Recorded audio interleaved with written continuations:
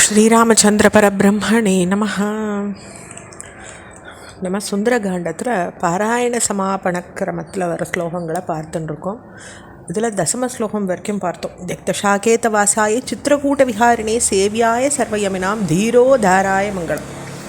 அப்போ அயோத்தி வாழ்வை துறந்தவனும் தியக்தம் பண்ணவனும் எல்லா முனிவர்களாலும் சேவிக்கப்பட்டவனும் தீரருமான அவனுக்கு மங்களம் அப்படின்னு சொல்கிறது அந்த ஸ்லோகம். அடுத்த ஸ்லோகம் சௌமித்ரிணாச்ச ஜானக்யா சாபபாணாசி தாரினே சம்சேவ்யாய சதா பக்தியா சுவாமினே மம மங்களம். அப்போ என்னத்தெல்லாம் தரிச்சுட்டு இருக்கார் சுவாமி? வில்லு, அம்பு, கத்தி இது எல்லாத்தையும் சுவாமி தரிச்சுட்டு இருக்கார். சாபபாணாசி தாரிணே இதெல்லாத்தையும் தரிச்சுண்டு லக்ஷ்மணனாலையும் சீதையாலையும் எப்பையும் நன்னா பக்தியோட சௌமித்ரிநாச்ச, அதாவது லக்ஷ்மணருக்கு வரக்கூடிய பேர் இது. அப்படிப்பட்டவரும் சீதையாலையும் அவர் நன்னா பக்தியோட சேவை சற்றப்பற்றவனுமான எம்முடைய சுவாமி சதா பக்தியா சுவாமினே மம மங்களம். என்னுடைய சுவாமி இல்லையா நீ? அப்படிப்பட்ட உனக்கு மங்களம்னு சொல்கிறாங்க.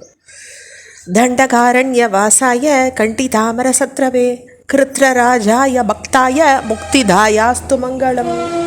தண்டகாரண்யத்தில் வசித்தவருமானவரும் தேவ சத்ருக்களை ஒழிச்சவருமானவரும் பக்தனான கழுகரசனுக்கு ஜட்டாயுவுக்கு முக்தி அளித்தவருமான அவருக்கு மங்களம். ஹிருத்ரராஜாய பக்ஷிராஜனுக்கு முக்தியை கொடுத்தவனுமான உமக்கு மங்களம்னு இந்த 12வது ஸ்லோகம் சொல்கிறோம். அடுத்த ஸ்லோகம் சாதரம் ஷபரி தத்த பலமூலாபிலாஷினே சௌலபிய பரிபூர்ணாய சத்வோத்ரிக்தாய மங்களம். அன்போடு சபரி அழிச்சா இல்லையா? சாதரம் சபரி தத்த, அந்த சபரி அன்போடு அழித்த பழங்களையும் கிழங்குகளையும் பிரீத்தியோடு ஏற்றுக்கொண்டார். ஏன்னா அவள் எல்லாத்தையும் சமைச்சு தான் கொடுத்தா சுவாமிக்கு. அவர் அதை எச்சல்னு பாராட்டலை, அவர் அவளுடைய பக்தியை பாராட்டி அந்த இடத்துல அதை ஏற்றுண்டார். சௌலபியமாக எல்லாராலையும் சுலபமாக அடையக்கூடிய தன்மை சுவாமிக்கிட்ட இருக்குது. அதாவது அவருக்கு அவர் ராஜா, அவர் இப்படி போய் சேவிக்கணும்னு அவர் ராஜாவான போதும் இருந்ததில்லை, தண்டகாரண்யத்தும் போதும் அவர் இன்னார் தான் தன்னை அணுகணும்னு இருந்ததில்லை. சௌலபியத்தோடு இருந்தார், பரிபூர்ணமாக உள்ளவராக இருந்தார். பரிபூர்ணாய, அடுத்து சத்வோத்ரிக்தாய, சத்வகுணம் மேலோங்கி இருந்தவராக இருந்தார்.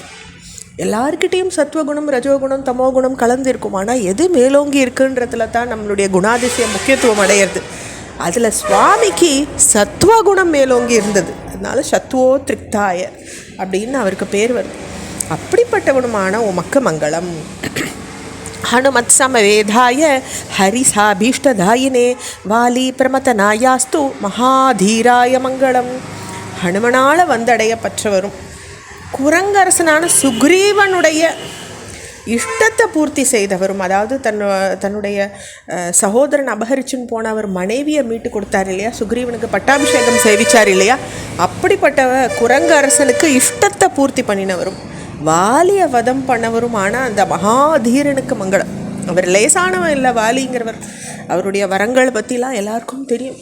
அப்படி அவரை வதம் பண்ணணும்னா சுவாமி எப்பேற்பட்டவராக இருக்கணும். அப்படிப்பட்ட மகாதீரனுக்கு மங்களம் அப்படின்னு சொல்கிறது இந்த ஸ்லோகம். ஸ்ரீமதே ரகுவீராய சேதுல்லாங்கித சிந்தவே ஜித ராட்சச ராஜாய ரணதீராய மங்களம். ரகுவீரனும் அணைக்கட்டி சமுத்திரத்தை கடந்தவரும், ஏன்னா ரகுவம்சத்தில் உதிச்ச வீரன் அவர் ரகுவீரன். ராட்சசராஜனை ஜெயிச்சவரும், அதான் ராவணனை ஜெயிச்சவர். போர் வீரனும் ஸ்ரீமானுமான அவருக்கு மங்களம்னுட்டு சொல்கிறது. அடுத்த ஸ்லோகம் அசாத்திய நகரீம் திவ்யாம் அபிஷிக்தாய சீதையா ராஜாதிராஜ ராஜாய ராமபத்ராய மங்களம். அப்போ தெய்வத்தன்மை வாய்ந்த அயோத்தியா நகரை அடைஞ்சு சீதையோட பட்டாபிஷேகம் செஞ்சுண்டு ராஜாதிராஜனாக விளங்குற அந்த ராமபத்ரனுக்கு மங்களம். மங்களாசாசன பரேர் மதாச்சாரிய புரோகமை சர்வைஷ்ட பூர்வைராச்சாரியை சத்கிருதாயாஸ்து மங்களம். நம்ம ஆச்சாரியருக்கு முன்னவர்களெல்லாம் வாழ்த்து சொல்கிறதுல சித்தத்தை வைத்தவர்களுமான எல்லா பூர்வாச்சாரியார்களும் பூஜிக்கப்பட்டவருக்கு மங்களம். அப்பேற்பட்ட உமக்கு மங்களம். ருதவசாகரத்வீபா வேதா லோகா திகச்சதே மங்களானி மகாபாஹோ திசந்து தவ சர்வதா. தோல்வழி படைச்சவனே, ருதுக்களும் கடல்களும் துவீபங்களும் வேதங்களும் உலகங்களும் திசைகளும் திசஸ்சதே, திசைகளும் உனக்கு எப்பொழுதும் மங்களத்தை கொடுக்கட்டும்னுட்டு இந்த 18வது ஸ்லோகம் சொல்கிறது. தொடர்ச்சியை அடுத்த பகுதியில் பார்க்கலாம். ஸ்ரீராம ஜெயம்.